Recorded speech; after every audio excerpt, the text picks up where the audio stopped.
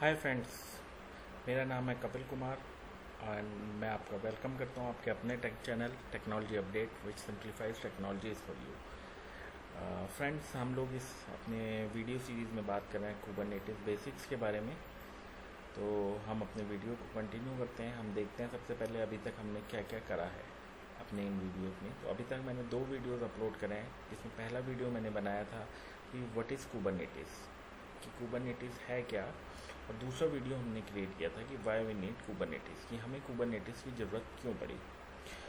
आज मैं अपना तीसरा वीडियो क्रिएट कर रहा हूँ which are contents the building blocks of the Kubernetes, कि जो कुबरनेटिस के बेसिक बिल्डिंग ब्लॉक्स के बारे में होगा, जो हमें बताएगा कि कुबरनेटिस में क्या क्या बिल्डिंग ब्लॉक्स होते हैं। Without wasting any time let's begin.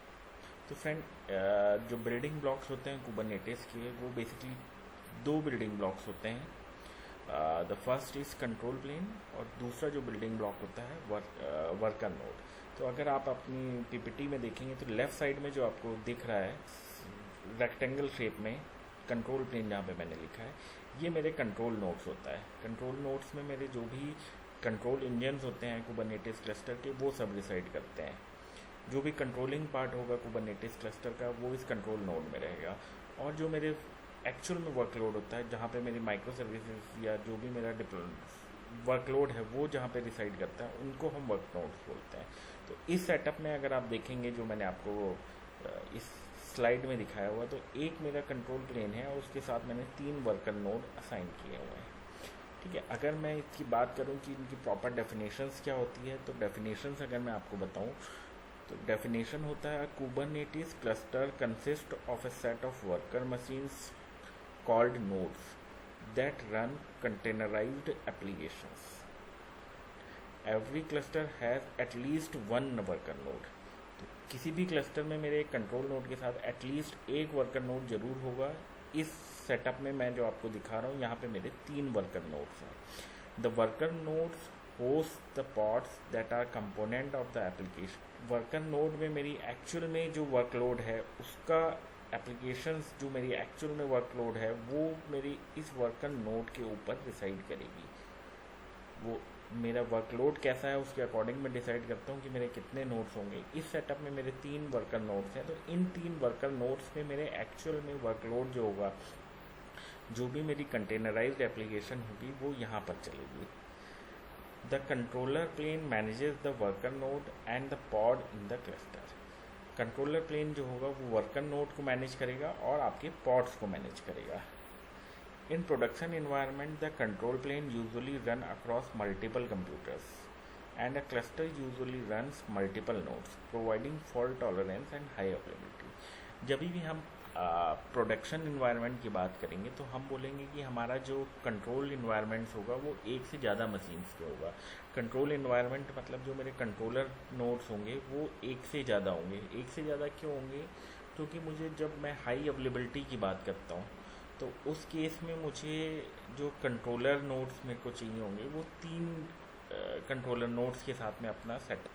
But हम यहाँ पे अपनी लैब में, बिकॉज हमारे पास लिमिटेड रिसोर्स हैं और लिमिटेड सीपीयूज़ और लिमिटेड रैम है, तो हम एक कंट्रोल प्लेन और 1 या 2 वर्कर नोड के साथ अपनी लैब स्टार्ट करेंगे। बट ये है पीओसी के लिए लैब रहेगा।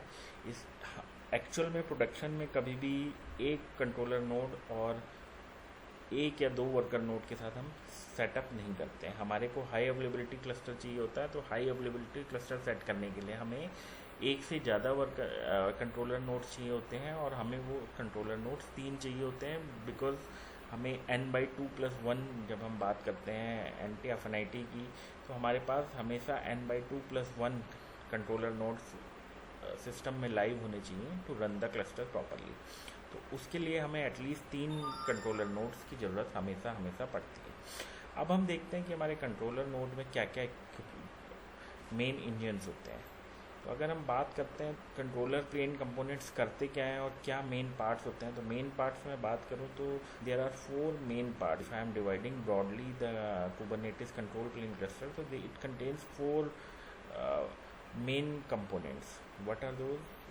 The first one is Cube API server, the second one is etcd, the third one is Cube scheduler and the fourth one is Cube controller manager. हम इनके बारे में आगे बात करेंगे आगे की फर्दर स्लाइड्स में कि ये कंपोनेंट्स का क्या काम होता है और ये कैसे काम करता है। बट कंट्रोल प्लेन कंपोनेंट्स अगर मैं बात करूँ तो ये बेसिकली जो हमारे वर्कर नोड्स होते हैं उसके जो ग्लोबल डिसीजंस होते हैं उनको ये मैनेज करते हैं। ग्लोबल डिसीजंस का मतलब अगर मैं बात करूँ मोटे तौर पे कि कौन सा पॉड कहाँ पे क्रिएट होगा या उसके रेप्लिकेशंस कितने होंगे, इस तरह के जो डिसीजंस होते हैं वो कंट्रोलर प्लेन के होते हैं और ये सब डिसीजंस जो है कंट्रोलर नोड्स लेते हैं।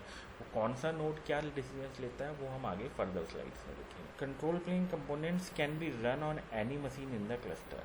Control plane components can be run on any machine in the cluster का सेंस है कि कंट्रोल प्लेन के जो कंपोनेंट्स हैं वो किसी भी मशीन्स में चल सकते हैं। बट इन जनरल जो हम यूज़ करते हैं सेटअप कंपोनेंट्स जो हैं कंट्रोलर प्लेन के वो एक ही मशीन में करते हैं यूज़। मतलब एक सिंगल सर्वर हम लेते हैं जिसमें हम पूरा एक कंट्रोल कंपोनेंट्स हम चलाते हैं। कई जगह पे मतलब दैट डिपेंड्स कि हम कई जगह पे etcd जो बैकअप का सर्वर होता है उसको हम एक सेपरेट रख लेते हैं और बाकी कंट्रोल प्लेन हम एक मशीन पे करते हैं, या हम कई जगह पे etcd को भी उसी नॉर्मल जो हमने बाकी के जहाँ पे कंट्रोल प्लेन के कंपोनेंट्स जिस सर्वर पे रन कर रहे हैं उसी सर्वर पे हम etcd को भी रन कर लेते हैं। तो that's totally depend on the क्या रिक्वायरमेंट है, हम उस रिक्वायरमेंट को किस तरह से फुलफिल कर रहे हैं। तो आइए अब हम देखते हैं जो हमने अपने 4 कंपोनेंट्स मेनली बात करी है broadly, cube API server, etcd, cube scheduler और क्यूब कंट्रोलर मैनेजर, वो क्या काम करते हैं और कैसे काम करते हैं। क्यूब एपीआई सर्वर जो होता है कुबरनेटिस का सबसे मेन पार्ट है। मेन पार्ट में बात करूँ तो it's like the heart of the Kubernetes cluster. ये क्या करता है, the API server is a component of a Kubernetes control plane that exposes the Kubernetes API। ये जो API सर्वर है ये Kubernetes की APIs को एक्सपोज करता है। मतलब जो भी हमारा Kubernetes का क्लस्टर हम रन कर रहे हैं उसकी जो भी APIs हैं वो with the help of kube API server we can expose to the others. The API server is the front end for the Kubernetes control plane. तो हमारा जो Kubernetes कंट्रोल प्लेन होता है उसका जो फ्रंट एंड है वो हमारा क्यूब एपीआई सर्वर है। इसका क्या मतलब है कि हम जो भी इंटरेक्शन करेंगे कंट्रोलर नोड्स के साथ, कंट्रोलर कंपोनेंट्स के साथ, वो वाया क्यूब एपीआई सर्वर ही करेंगे। जैसे कि हम कोई कमांड भी चलाते हैं अपने क्लस्टर में, हम कमांड चलाते हैं Kubernetes में kubectl से स्टार्ट होते हैं। तो kubectl भी एक यूटिलिटी है Kubernetes की। ये भी यूटिलिटी जो है क्यूब एपीआई सर्वर को ही एक्सेस करती है और उसी के थ्रू हम आगे चीज़ों को एक्सेस करते हैं अपने क्लस्टर में। The main implementation of a Kubernetes API server is a cube API server. Cube API is designed to scale horizontally, that is, it is scaled by deploying more instances. You can run several instances of Cube API server and balance traffic between those instances. तो यहाँ पे हम इस line में बोल रहे हैं कि जो Cube API सर्वर के इम्प्लीमेंटेशन है वो हॉरिजॉन्टली हमें स्केल करना है। मतलब हम एक ही सर्वर पे एक से ज़्यादा Cube API का इंस्टेंस नहीं चलाएंगे। अगर हमने जैसे हमने बताया कि हमें प्रोडक्शन में 3 कंट्रोलर नोड्स लगते हैं, तो 3 कंट्रोलर नोड्स लगते हैं तो हमें 3 ही Cube API सर्वर लगेंगे। तो 3 Cube API सर्वर या 3 कंट्रोलर नोड्स हम बात करें तो वो एक ही सर्वर पे हम 3 इंस्टेंस API सर्वर के नहीं क्रिएट करेंगे, बल्कि हम 3 डिफरेंट सर्वर लेंगे और उन 3 डिफरेंट सर्वर्स पे हम Cube API सर्वर्स चलाएंगे। ठीक है। नेक्स्ट पार्ट जो हमारा होता है कंपोनेंट कंट्रोलर नोड का, वो होता है etcd। etcd क्या है, एक बैकअप डेटाबेस है। डेटाबेस जैसे आपने पढ़े होंगे, अगर आप जानते हो तो कई तरह के डेटाबेस होते हैं, जैसे रैशनल, इरेशनल डेटाबेस, MySQL आपने पढ़ा होगा या NoSQL पढ़ा होगा। तो ये सब जो डेटाबेस होते हैं ये एक स्ट्रक्चर्ड होते हैं, इसमें सारा जो टेबल की फॉर्म्स में हम डेटा स्टोर करते हैं। बट जो हमारा etcd का डेटाबेस होता है इसमें हम टेबल्स की फॉर्म में डेटा नहीं स्टोर करते हैं, बल्कि हम की वैल्यूज़ की फॉर्म में डेटा स्टोर करते हैं। की वैल्यूज़ का मतलब है कि हमने जैसे एक की दी, जैसे मैंने कुछ डेटा स्टोर करा name colon Kapil for example, तो इसमें नेम क्या है, की है और उसकी वैल्यू हो गई है कपिल। तो हम इस फॉर्म में अपने डेटा को स्टोर करते हैं etcd के अंदर। ये कंसिस्टेंट एंड हाईली अवेलेबल की वैल्यू स्टोर डेटाबेस होता है जो कि हम कुबरनेटिस में banking store for all cluster data, हम अपने क्लस्टर के डेटा को बैकिंग करने के लिए हम etcd यूज़ करते हैं. If your Kubernetes cluster uses etcd as its backing store, make sure you have a backup plan for those data. मतलब एक तो हमारे पास etcd के इंस्टेंस ज़्यादा होने चाहिए, मतलब ज़्यादा का मतलब हम जैसे है प्रोडक्शन इन्वायरमेंट में 3 कंट्रोलर नोड होते हैं, तो हमारे पास 3 ही etcd के भी इंस्टेंसेस होंगे. उसके साथ साथ हमारे पास इसके बैकअप को भी रखने के लिए कोई सोल्यूशन होना चाहिए. etcd जो हमारा डेटाबेस होता है ये हम राफ्ट प्रोटोकॉल एक होता है, उसके बेसिस पे हम काम करता है. राफ्ट प्रोटोकॉल में हम क्या करते हैं, एक लीडर सेलेक्ट करते हैं और उस लीडर इलेक्ट होने के बाद वो डेटाबेस को राइट करता है.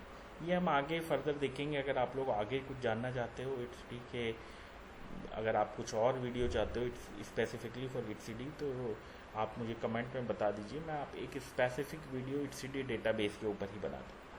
अभी के लिए हम इतने ही रखते हैं. नेक्स्ट टॉपिक पे हम आते हैं. जो नेक्स्ट टॉपिक हमारा होता है वो होता है क्यूब शेड्यूलर. नेक्स्ट टॉपिक या हम कहें या नेक्स्ट कंपोनेंट हम बात करें तो वो हमारा क्यूब शेड्यूलर होता है. अब क्यूब शेड्यूलर क्या होता है, that is a control plane component that watches the newly created pod. जितने भी नए पॉड क्रिएट होते हैं जिनको अभी तक नोड असाइन नहीं हुआ, नोड असाइन का मतलब जो भी अभी तक वर्कर नोड जिनको असाइन नहीं हुआ है, ये क्यूब शेड्यूलर उनको वॉच करता है और उनके लिए एक वर्कर नोड को असाइन करता है, ताकि ये जो हम पॉड हम क्रिएट करने जा रहे हैं वो प्रॉपरली रन कर सके एक वर्कर नोड पे. तो हम ये जो वर्कर नोड को हम सेलेक्ट करते हैं या क्यूब एपीआई क्यूब शेड्यूलर जो वर्कर नोड को सेलेक्ट करता है, उसके लिए कुछ स्टैंडर्ड रूल्स होते हैं. वो रूल्स क्या होते हैं कि किस बेसिस पे वो डिसाइड करता है कि कौन सा पॉड किस वर्कर नोड पे डिसाइड होना चाहिए. उसके लिए जो फैक्टर्स होते हैं वो factors taken into account for scheduling decisions include individual and collective resource requirement, hardware, software, policy constraints, affinity and anti affinity specification, data locality, inter workload, interference and deadlines. इन सब बेसिस पे cube scheduler decide करता है कि ये pod किस worker node पे decide होना चाहिए. उसके बाद वो पॉड उस वर्कर नोड पे जाके रन होता है. उसके बाद हमारा नेक्स्ट पॉइंट आता है, नेक्स्ट कंपोनेंट हमारा होता है cube controller manager. Cube controller manager हमारे क्या होते हैं, जो हमारे कंट्रोल मैनेजर होते हैं. Basically it's control plane component that run control processes, उसको हमने बोल दिया क्यूब कंट्रोल मैनेजर. बट ये logically it's a combination of several controller in the network, several controllers in the cluster. तो इसमें हमारे क्या क्या होते हैं मैं आपको बता देता हूँ. Logically each controller is a separate process, but to reduce complexity they all are compiled into a single binary and run in a single process. तो जितने भी हमारे कंट्रोलर्स होते हैं वो सब एक सेपरेट प्रोसेस होते हैं लॉजिकली, बट हम उन सबको एक ही सिंगल बाइनरी में कंपाइल करके चलाते हैं. और वो कंट्रोलर्स क्या क्या हो सकते हैं, वो कंट्रोलर्स हो सकते हैं. नोड कंट्रोलर एक होता है. नोड कंट्रोलर क्या होता है, responsible for noticing and responding when nodes go down. जितने भी हमारे कुबरनेटिस क्लस्टर में नोड्स हैं उनको वॉच करने के लिए, उनको नोटिस करने के लिए एक कंट्रोलर होता है नोड कंट्रोलर, जो क्यूब शेड्यूलर को बताता है कि अगर कुछ नोड डाउन हो गया है कि इस नोड पे नए पॉड को क्रिएट मत करिए, ये pod node down with the help of cube API server. तो उस नोड को वॉच करने के लिए एक कंट्रोलर होता है नोड कंट्रोलर. ऐसे ही एक और कंट्रोलर होता है रेप्लिकेशन कंट्रोलर. रेप्लिकेशन कंट्रोलर क्या होता है कि हमने जब हम अपना डिप्लॉयमेंट करते हैं, हम आगे देखेंगे कि जब हम अपने वर्कलोड्स डिप्लॉय करेंगे तो उसमें डिप्लॉयमेंट जब हम करेंगे तो डिप्लॉयमेंट में हम रेप्लिका सेट देते हैं कि सपोज हमने अपने डिप्लॉयमेंट में 2 रेप्लिका दिए, तो at any given point of time हमारे 2 set of those pods are running into the cluster. तो वो ये मैनेज करता है कि जो भी हमने रेप्लिकेशन का दिए हुए हैं अपने डिप्लॉयमेंट के लिए, वो रेप्लिका हमारे एट ए टाइम चलते हुए होने चाहिए सिस्टम में. वो जो टेक केयर करता है वो रेप्लिकेशन कंट्रोलर टेक केयर करता है. फिर हमारा आता है and point controller. And point controllers की अगर हम बात करें तो ये हमारा क्या करता है, जब हम सर्विसेज क्रिएट करते हैं, ठीक है। तो सर्विसेज को पॉड्स के साथ जो ज्वाइनिंग होती है उसको हम बोलते हैं एंड पॉइंट। तो ये हमारा जो एंड पॉइंट कंट्रोलर होता है वो इसको टेक केयर करता है कि हमारे जो एंड पॉइंट्स हैं वो प्रॉपरली क्रिएट हो रहे हैं या नहीं। अगर कुछ उनमें इशू है तो वो नया एंड पॉइंट्स आपको क्रिएट करके देगा। एक और हमारा कंट्रोलर होता है जिसको हम बोलते हैं service account and token controller. ये क्या करता है, जो भी हम नेम स्पेस नया क्रिएट करते हैं जब, तो उसके लिए default accounts and API access tokens हमारे लिए क्रिएट करके देता है। तो ये हमारे क्यूब कंट्रोलर मैनेजर्स होते हैं। अब हम बात करते हैं आगे हमारे नोड कंपोनेंट्स। नोड कंपोनेंट्स का सेंस है यहाँ पे वर्कर नोड कंपोनेंट। जैसे हमारे कंट्रोलर नोड में हमने 4 ब्रॉडली कंपोनेंट्स आपको बताए जो कंट्रोलर नोड में चलते हैं, वैसे ही वर्कर नोड में भी कुछ कंपोनेंट्स होते हैं। वो कंपोनेंट्स क्या होते हैं? वो कंपोनेंट्स होते हैं ये 3, क्यूबलेट, क्यूब प्रॉक्सी और कंटेनर रन टाइम। तो हर वर्कर नोड पे ये 3 कंपोनेंट्स आपको चलते हुए मिलेंगे। वो क्या क्या होंगे? Kubelet, cube proxy and container run time. तो नोड कंट्रोल इस अगर मैं बात करूँ तो node components run on every node, ठीक है। नोड कंपोनेंट्स जो ये 3 नोड हैं components, kubelet, cube proxy and container run time, जितने भी हमारे वर्कर नोड होंगे सब पर चलेंगे। ये क्या करेंगे? ये maintaining running pods and providing the Kubernetes run time environment. ये क्या करेंगे? जो आपके पॉड्स चल रहे हैं उनको मेंटेन करेंगे और Kubernetes run time environment provide करेंगे क्यूब शेड्यूलर को, ठीक है। तो अब हम बात करते हैं कि क्यूबलेट, सबसे पहला पॉइंट होता है क्यूबलेट। तो क्यूबलेट क्या होता है? क्यूबलेट क्या है? an agents that run on each node in the cluster. It makes sure that containers are running in a pod. The kubelet takes a set of pod specs that are provided through various mechanisms and ensure that the container described in those pod specs are running and healthy. The kubelet doesn't manage containers which were not created by Kubernetes. क्या मतलब है कि जो भी हमें एक agent जो हमारे नोड पे चलेगा क्यूबलेट, वो मॉनिटर करेगा जितने भी हमारे पॉड्स चल रहे हैं, जो पॉड्स हमें क्यूब शेड्यूलर ने जो स्टैंडर्ड्स दिए हैं, जो स्पेसिफिकेशन दिए हैं, उनके बेसिस पे हम एक पॉड क्रिएट करेंगे और उस पॉड को ये मेक श्योर करेगा कि पॉड हमेशा चलता रहे, ठीक है। और उसके साथ ही साथ कोई भी ऐसा पॉड जो कि कुबरनेटिस ने नहीं क्रिएट किया है, ठीक है, उसको हमारा क्यूबलेट मैनेज नहीं करेगा, ठीक है। अब उसका क्या सेंस है? कोई भी ऐसा कंटेनर जो कुबरनेटिस कंट्रोलर ने उसको नहीं मैनेज कर रहा है, उसको नहीं क्रिएट कराया है। मतलब जैसे हमारा एक कंटेनर रन टाइम हम all together it's not a part of Kubernetes. हम कंटेनर रन टाइम हमने सपोज करिए डॉकर के चलाया हुआ है और डॉकर के कुछ हमने कंटेनर्स डॉकर के थ्रू हमने क्रिएट किए हुए हैं, तो उन कंटेनर्स को हमारा क्यूबलेट नहीं मॉनिटर करेगा because that's not part of Kubernetes. Kubelet is responsible to managing only those pods which are created by the Kubernetes controller node, kube scheduler only, ठीक है। कोई भी कंटेनर जो कि कुबरनेटिस ने नहीं क्रिएट किया है उसको क्यूबलेट मैनेज नहीं करेगा, ठीक है। सेकंड हमारा कंपोनेंट होता है क्यूब प्रॉक्सी। अब क्यूब प्रॉक्सी क्या होता है? बेसिकली अगर मैं इसकी डेफिनेशन की बात करूं तो cube proxy is a network proxy that runs on each node in your cluster implementing part of the Kubernetes service concept. Cube proxy maintains network rules on nodes. These network rules allows network communication to your pod from network sessions inside or outside of your cluster. ठीक है, इसका क्या मतलब है कि जो cube proxy होता है ये आपकी नेटवर्किंग को सपोर्ट करता है। नेटवर्किंग को सपोर्ट करता है मतलब जो भी आप पॉड टू पॉड कम्युनिकेशन होगा उसके लिए जो भी रिक्वायरमेंट होगा वो क्यूब प्रॉक्सी क्रिएट करेगा। ये क्यूब प्रॉक्सी के लिए मैं बात करूँ तो ये एक बेसिकली एक ओवरले नेटवर्क, हम बात करें तो एक ओवरले नेटवर्क क्रिएट करता है। उस ओवरले नेटवर्क की हेल्प से हम पॉड टू पॉड कम्युनिकेशन को इस्टेब्लिश कर सकते हैं। अब ये ओवरले नेटवर्क हम कैसे क्रिएट करते हैं, उसके लिए डिफरेंट CNIs हम यूज़ करते हैं। वो CNIs क्या क्या होते हैं वो सब हम लोग आगे देखेंगे। अभी के लिए क्यूब प्रॉक्सी क्या होता है? एक ओवरले नेटवर्क को क्रिएट करता है जिसकी हेल्प से हम पॉड टू पॉड कम्युनिकेशन को इस्टेब्लिश करते हैं। फिर थर्ड पॉइंट हमारा आता है कंटेनर रन टाइम। अब कंटेनर रन टाइम हमारा क्या होता है? Container run time is the software that is responsible for running containers. ठीक है, तो Kubernetes support several container run times like Docker, Containerd, Cryo, or any implementation of the Kubernetes container runtime interface, right? तो container run time हमारा क्या हो सकता है? हम कंटेनर रन टाइम जो होगा हमारा, हम कुछ भी चला सकते हैं अपने नेटवर्क में।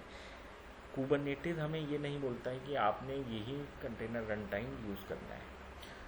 आप डॉकर यूज़ कर सकते हो, आप Containerd यूज़ कर सकते हो, आप क्रायो यूज़ कर सकते हो, आप रॉकेट यूज़ कर सकते हो, आप कुछ भी कंटेनर रन टाइम यूज़ कर सकते हो। अगर आपका खुद ने आपने कोई कंटेनर रन टाइम बनाया है जो स्टैंडर्ड्स को फॉलो करता है, तो आप उस कंटेनर रन टाइम को भी यूज़ कर सकते हो।